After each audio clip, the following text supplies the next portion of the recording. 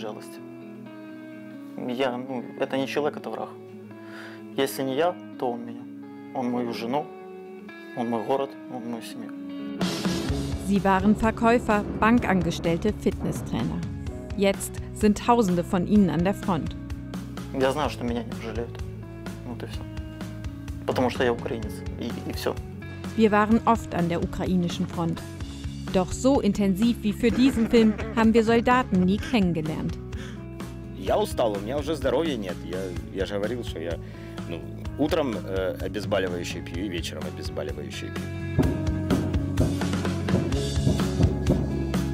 Wir wollen wissen, wer sind die Männer hinter den Uniformen? Wie denken, wie fühlen sie?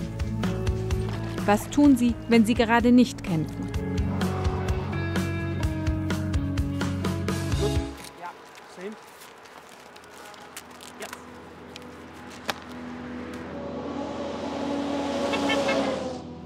Kostjantinivka im Donbass, nicht weit von den heftigsten Kämpfen an der Front entfernt. Das ukrainische Militär zögert lange, als wir um Erlaubnis für diesen Dreh fragen. Aus Sicherheitsgründen, aber auch, weil wir eine ganze Woche mit denselben Soldaten verbringen, sie kennenlernen wollen.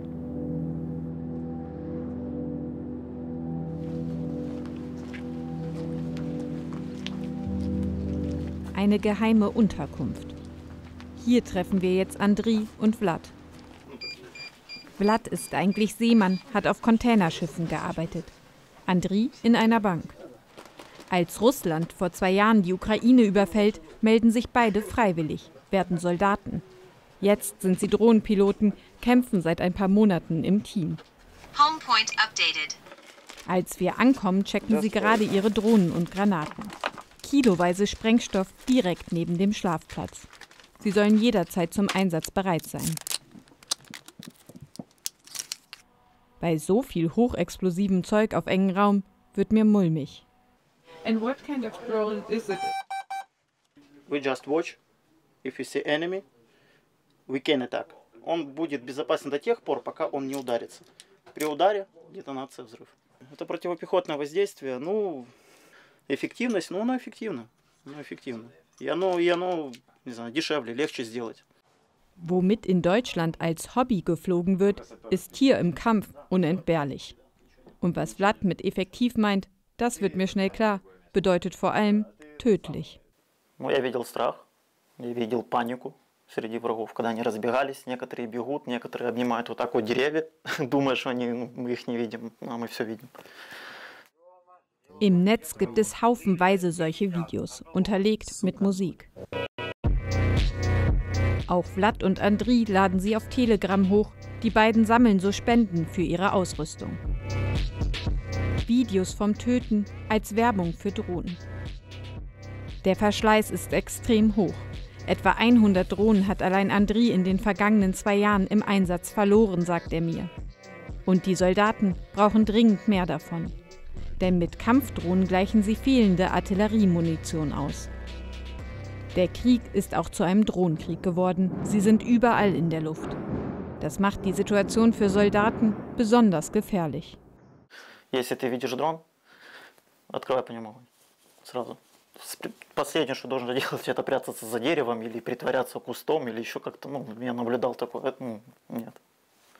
Самое эффективное, либо это бежать и отстреливаться. Пробежал, отстрелился, пробежал, отстрелился. Все. Единственный шанс спастись. Schlafentzug, Verlust, Schmerz.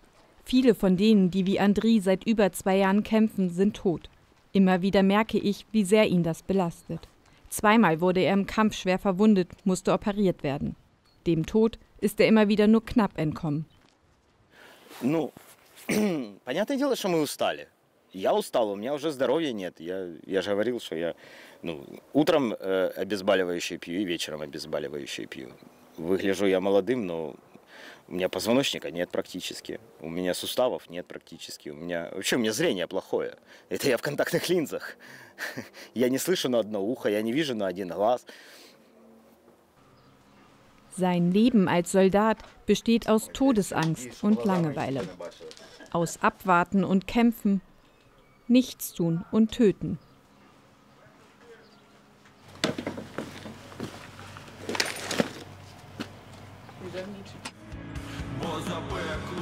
Wir fahren an den Ort, an dem sich Andriy gerne etwas zu essen holt. Wenn er im Feld kämpft, hat er diesen Luxus nicht. Auf der Fahrt hört er, wie die meisten Soldaten hier, patriotische Musik, die im Donbass überall präsent ist.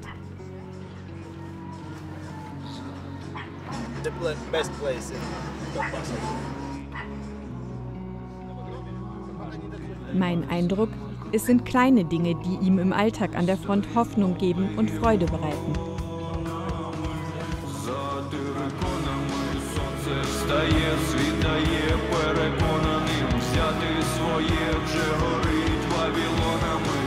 Dann wird Andriy plötzlich zum Kampftraining gerufen. Er nimmt uns mit.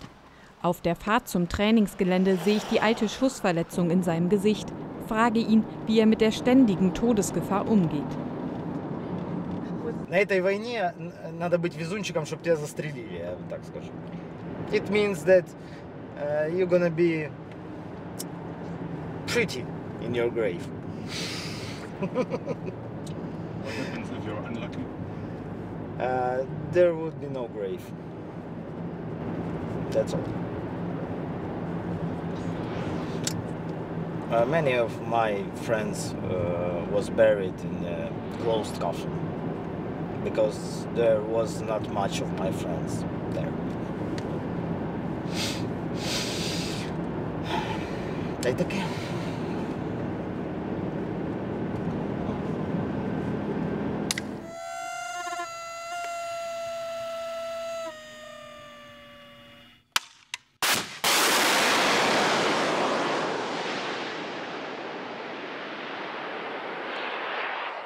Sie trainieren in der Nacht.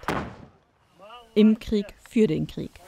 Auf engen Raum versammeln sich viele Soldaten mit Munition und Waffensystemen. Immer wieder beschießt die russische Armee deshalb ukrainische Trainingsgelände. Die Situation ist gefährlich. Jedem hier ist das bewusst. Das Kommando heute hat Agat, 24 Jahre alt.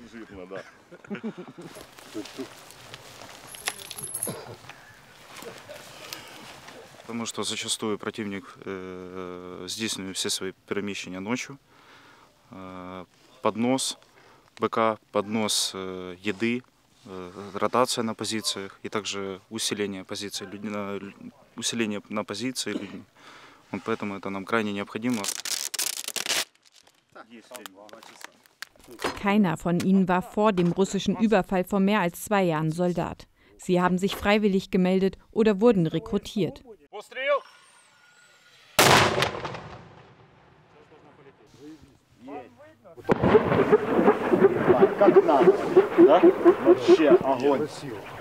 Давай следующий заряжаем. Ну, если кто-то спрашивал, как мы отдыхаем на ведомлении, вот так мы отдыхаем. Да, я ж хотел только повернуться сказать, что это есть. Мина!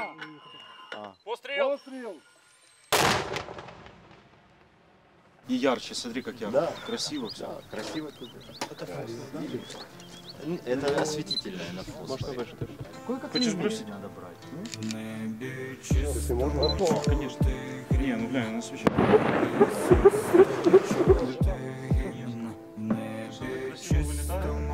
Вообще так медленно.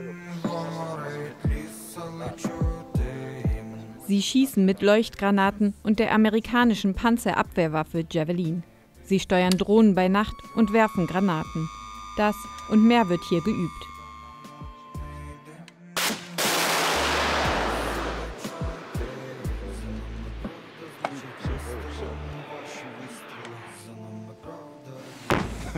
Нардеп, у нас хоть на фронт остались? Есть? Да. Все, хорошо. Стане пострел! За Дніпро і круче, за Ірпінь, який ти мучив, зелений квітучий, за Херсон землю родючу, за Донбас.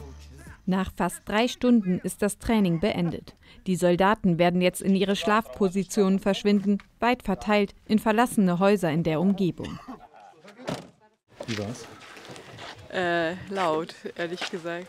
Das erste fand ich okay, danach wurde es gruselig. Für mich einfach die Vorstellung, dass die hier trainieren, um am Ende das auch einzusetzen. Das ist immer so ein mulmiges Gefühl, ungutes Gefühl.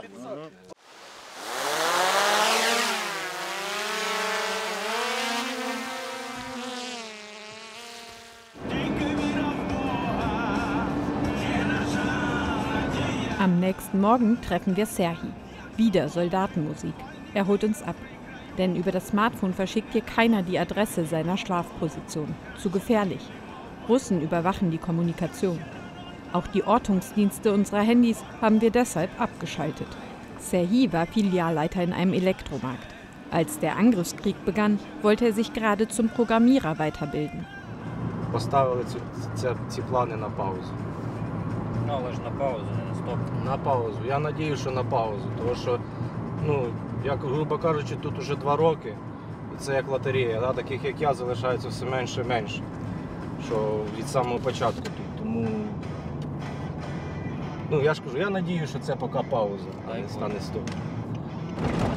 Ну, а поки будем битва за Азов і Буч, за Дніпро і Круч, за Ірпінь, який ти муч, зелений квітуч, за Херсон землю родючу, за Донбас получ.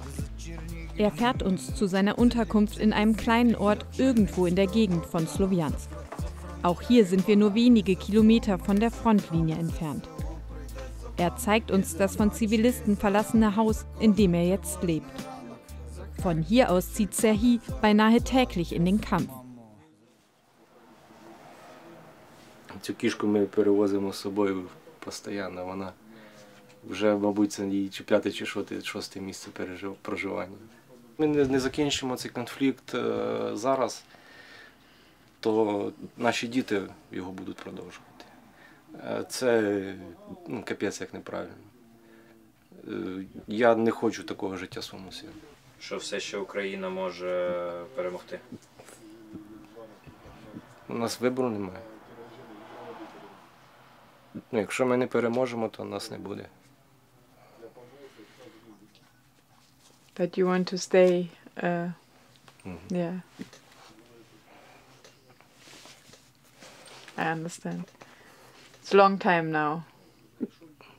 Yeah. Вже багато часу пройшло. Вона каже просто, я розумію. І каже, вже багато часу пройшло. Час це не проблема. Проблема це...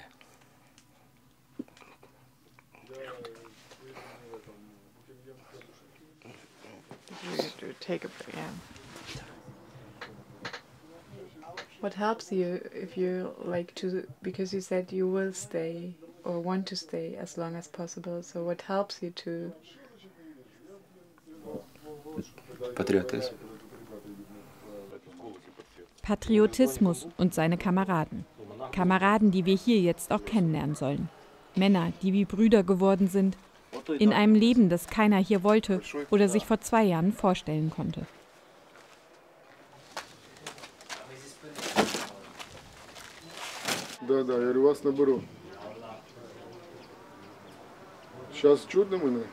Plötzlich muss es schnell gehen.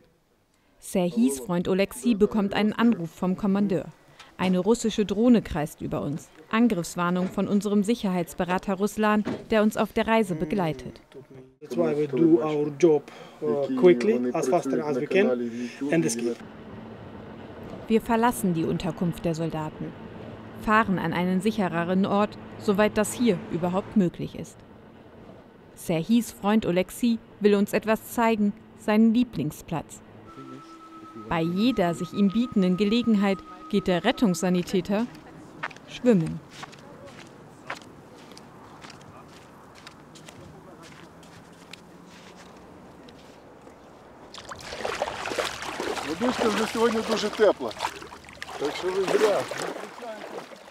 Verschwendung, weil nur er heute ins Wasser kann. Denn sonst schwimmt der ehemalige Personal Trainer mit seinen Kameraden. Die sind gerade im Schützengraben.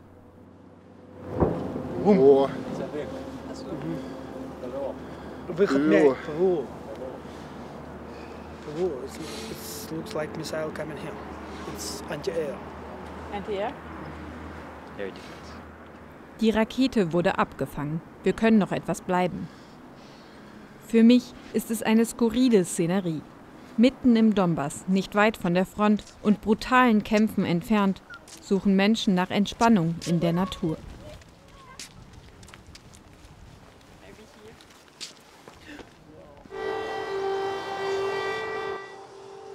Wie gefährlich es hier ständig ist, sehen wir überall auf unserem Weg. Wieder heulen Sirenen, als wir uns aufmachen, um noch einmal den Drohnenpiloten Vlad zu treffen. Fast 2000 russische Angriffe gibt es allein an diesem Tag hier in der Region Donezk. Ich muss über diejenigen nachdenken, die nicht fliehen. Zurück bleiben Menschen, die alt sind, sich woanders nicht erwünscht fühlen oder ihr Zuhause nicht verlassen, weil der Krieg sie krank gemacht hat.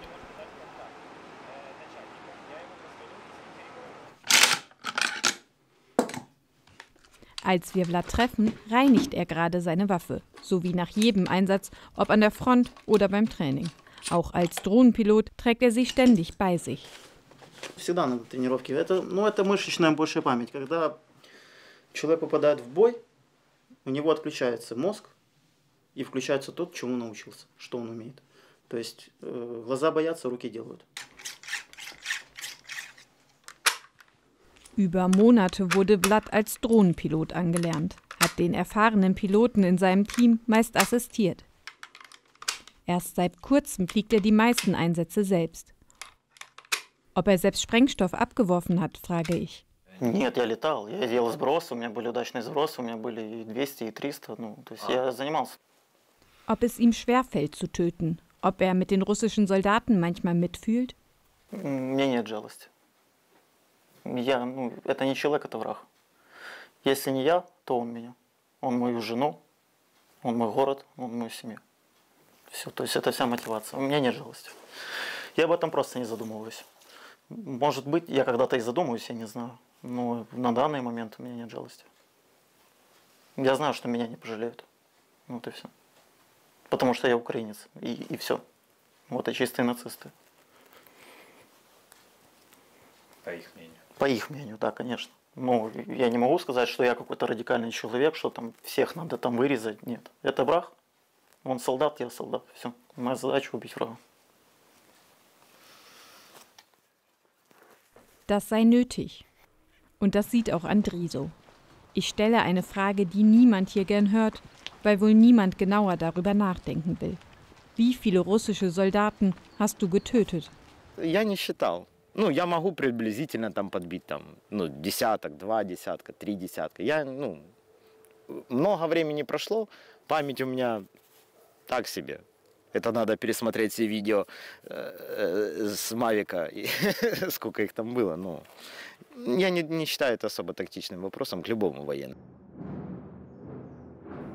Fakt ist, wenn Soldaten töten, führen sie aus, was ihre Vorgesetzten, die Regierung, die ukrainische Bevölkerung, die internationalen Verbündeten unterstützen. Die Verteidigung ihres Landes. Was aber, wenn sich ein russischer Soldat vor der Drohnenkamera ergibt? Нельзя обвинять солдата в том, что он хочет убить сдающегося русского, если перед этим его друг сдался и его расстреляли у него на глазах. Это так не работает. Это нельзя так сказать. Ты убил моего друга, хорошо, я не буду тебя убивать, иди посиди у нас в тюрьме, покушай за наш счет. Не будет так. Dieser erbarmungslose Gedanke, diese Härte von Andriy wirkt auf mich verstörend. Aber vielleicht ist das genau der Punkt, dass die Welten von denen, die draußen kämpfen und denen, die das vor dem Bildschirm in den Nachrichten verfolgen, irgendwann einfach nicht mehr zusammenpassen. А по телевидению ты всего не покажешь и не расскажешь. И у них складывается такое правильное сознание войны. А оно правильное в том плане, что по правилам. Но оно так не происходит, просто не происходит. Я бы очень хотел, чтобы не расстреливали, чтобы не травили газом, чтобы не сжигали тела, чтобы не сжигали заживо, чтобы не отрезали головы. Я бы очень этого хотел. Это я про русских говорю. Но оно так не происходит, потому что они звери. Они просто звери, которые вылезли с болот, варвары, и пришли на эту землю и начали топтать ее со своими ебаными ногами. Все. Andriy ist es wichtig, am Ende dieses Films nicht als Monster dazustehen, als Mörder. Und er kann diejenigen nicht verstehen, die ihn verurteilen, aber selbst nicht bereit sind, ihr Leben zu riskieren. Und für ihn schlimmer noch, die gar nicht so genau wissen wollen, was Kämpfen an der Front wirklich bedeutet.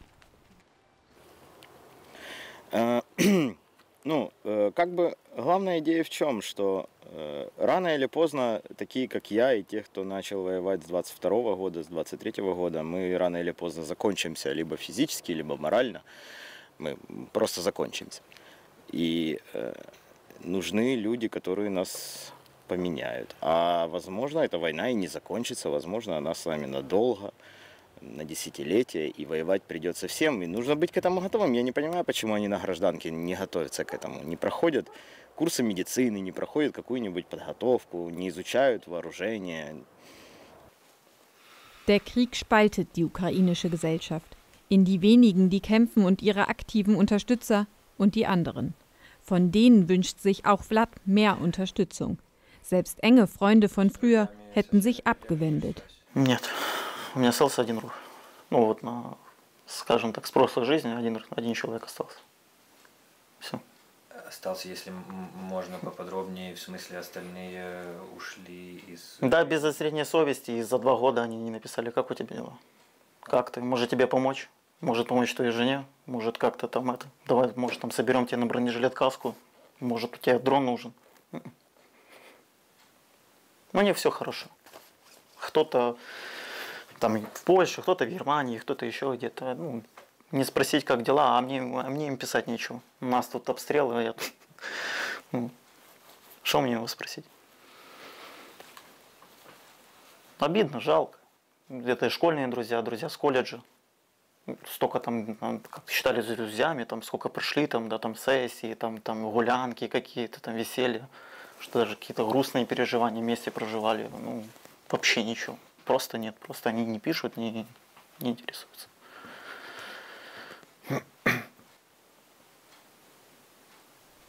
Manchmal träumt auch Vlad von seinem Leben nach dem Kriegsende.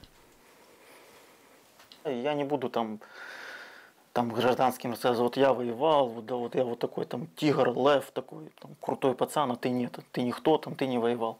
Мне кажется, я захочу просто ехать в Карпаты, взять близких там друзей, семью и просто там отдохнуть. То есть, ну, тихую жизнь вести.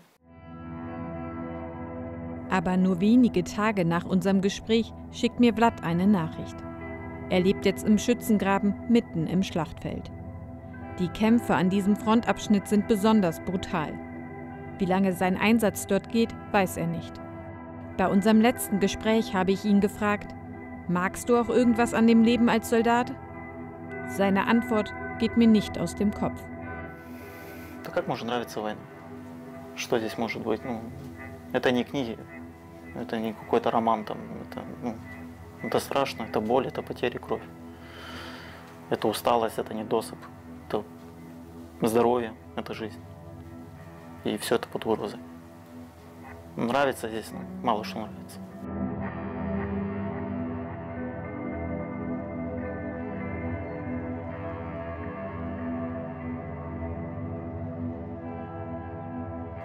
Wenn ihr mehr vom Y-Kollektiv sehen wollt, dann klickt hier auf den Link und schaut in der ARD-Mediathek vorbei.